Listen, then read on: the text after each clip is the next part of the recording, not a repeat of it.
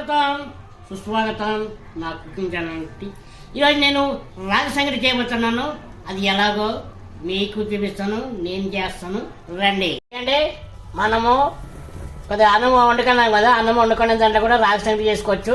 ఇందులోకి కొద్దిగా నీళ్ళు పోద్దాం మనము తగినన్ని.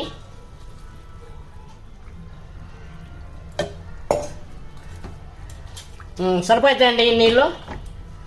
వేసుకుందామండి,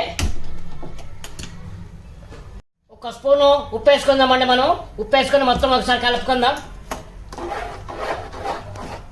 కొద్దిగా నూనె వేసుకుందాం, కలుపుకుందాం కొద్దిగా మొత్తం ఒకసారి.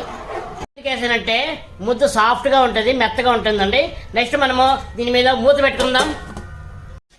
అప్పుడప్పుడు మధ్యలో కలుపుకోవాలండి. అవునా, ఓకే అండి, ఉడకబట్టింది. ఇంకొక 2 నిమిషాలు ఉడికితే తర్వాత మనం పిండి వేసుకోవచ్చు. ఉడుకుతా ఉండండి. మనం ఇప్పుడు రాగి పిండి వేసుకుందామండి. ఇగండి రాగి పిండి.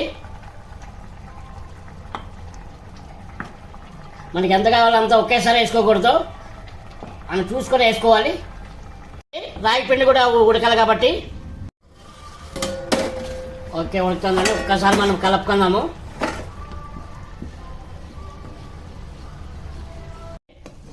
ఒకసారి కలుపుకుందాం మొత్తం ఒకసారి అండి. ఇక జస్ట్ ఒక సిమ్లో పెట్టుకుందాము. ఒక 2 సెకండ్లు మనం స్టవ్ కట్టేసి కింద దింపుకుందామండి. ముద్ద అయిపోయిందండి. మనం ఇప్పుడు హాట్ బాక్స్లో వేసుకుందాం. ఇదండి రాగి సంగటి చూడండి, మా సంక్రాంతి స్పెషల్. ఇది వచ్చేసి మటన్ కర్రీ, ఇది chicken curry, parotta with rice అండి. ఇదండి మా సంక్రాంతి స్పెషల్, రాయలసీమ స్పెషల్. చూడండి, సూపర్గా ఉంటుంది.